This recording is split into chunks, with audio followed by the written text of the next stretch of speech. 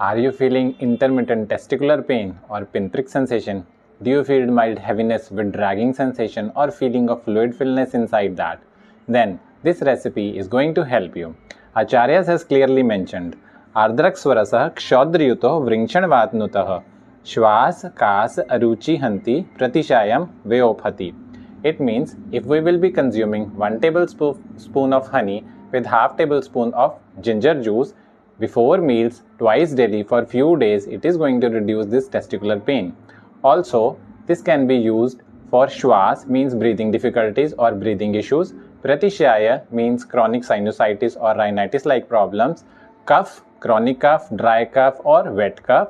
Also, in indigestion, when there is improper digestive fire in the body, you can consume the same, but you have to increase the dose from 3 to 4 times a day. Thank you very much.